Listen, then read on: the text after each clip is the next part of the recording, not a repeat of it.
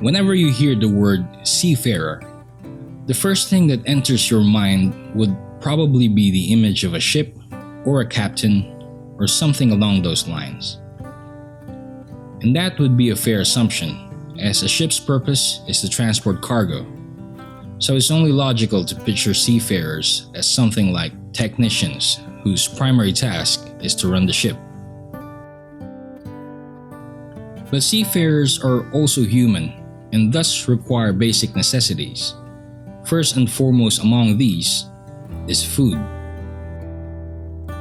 So naturally, the ship's crew will require another type of specialist, one whose expertise has no connection whatsoever with navigation or engineering, but is considered to be the most vital part in maintaining the morale of the entire crew.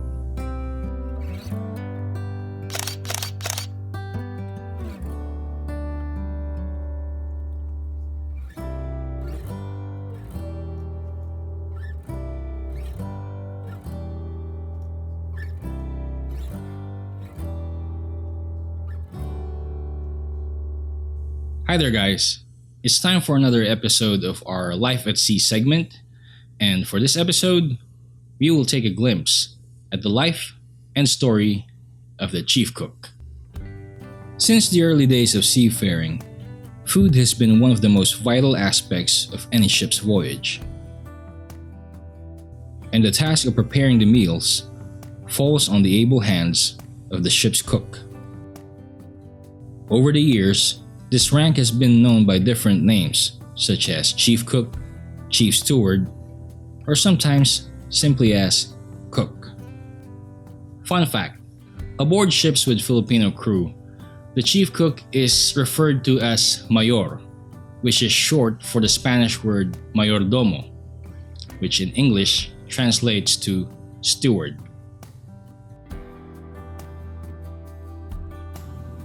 My name is Saldi, and I work on board ships as chief cook. I started seafaring in 1994 as a messman, and eventually I was promoted to chief cook around 2000.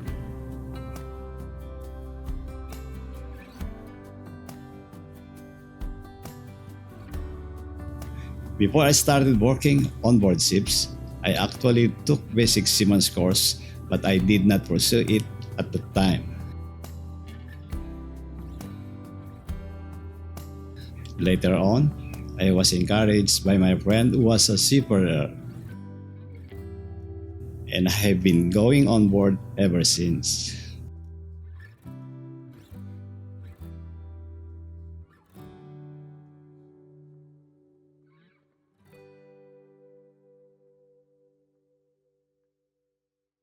There is no college course required to become a chief cook. However, culinary training is a great advantage, especially if an individual is knowledgeable in different cuisines. In the merchant marine profession, the chief cook can be considered as one of the ship's petty officers, as he is on the same salary grade as the bosun. His workplace is in the galley, and his primary responsibility is to prepare satisfying meals for the crew in a timely manner. I usually start my work day at around 6 a.m. to cook breakfast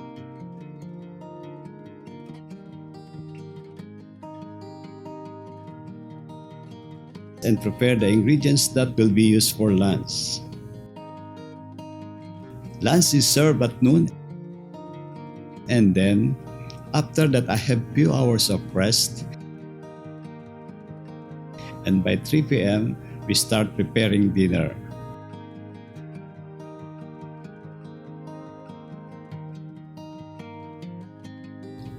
After dinner, we make sure that the galley is clean and ready for the next day.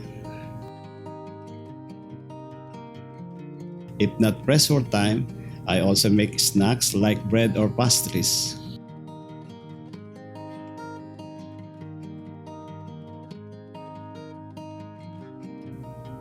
In addition to cooking, I'm also in charge of victualling and keep track of the food budget. I do this in consultation with the captain. The chief cook is also in charge of planning the menu, victualling, and maintaining the budget for provisions. Careful planning is required in order to minimize wastage, as well as making sure that enough provisions are stocked in case the ship goes on a long voyage or calls on ports where provisions can't be supplied. And as previously mentioned, he also coordinates with the captain in order to maximize the budget, as there are ports where food supplies are very expensive.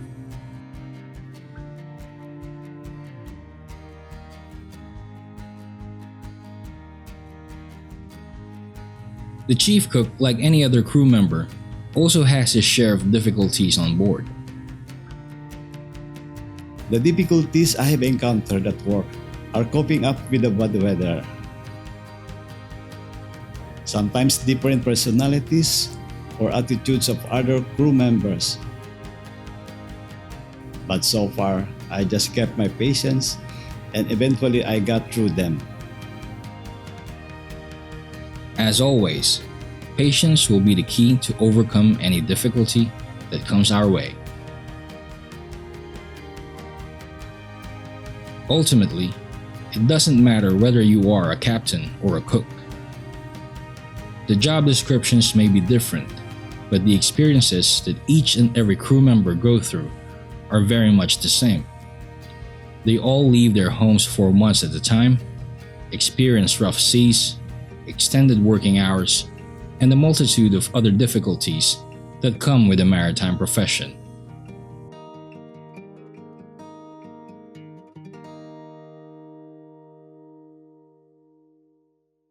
Working at sea is a very challenging profession which not everybody has the stomach for. I actually know a few guys who, after finishing their first contract, decided never to work on board a ship again. Ever. In the case of Chief Cook Zaldi, he has been working on board ships for the past 25 years. I could say I like my job, and so far, I have been happy with what I have been doing. Because of seafaring, I have been able to provide my family and give my children good education. My kids are all grown up now and have their own jobs. For me, that's all that I can ever ask for. Suffice to say, each and every person has their own tolerance level. It's very much the same as the risk versus reward scenario, but with regards to seafaring, it's more like sacrificing years of your life away from your family. Plus, of course, the inherent risks that come with seafaring. In the end, it will be up to each and every one of us who have lived a big portion of our lives working at sea to contemplate and maybe ask ourselves, do the rewards still outweigh the sacrifices? I know a lot of people will say, hell no. But again, each of us has our own tolerance levels.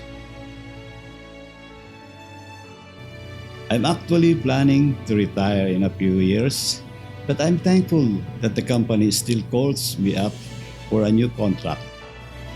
That's additional income, so I am not going to refuse. When I do retire, I'm hoping to start a small business. I believe it's important to keep myself busy. For me, seafaring has been a good profession. Even though in all the years I have worked at sea, I have been away from my family most of the time. It has helped me to provide a good life for them. And as for Chief Cook Saldi, I could honestly say that he is one of the good guys, and not just because of his cooking skills, but also because of his dedication and good attitude. It's no wonder then that he lasted so long in this profession, which allowed him to more or less achieve his goal of providing a good life for his family. I could say that my sacrifices have been worth it, so I have no regrets.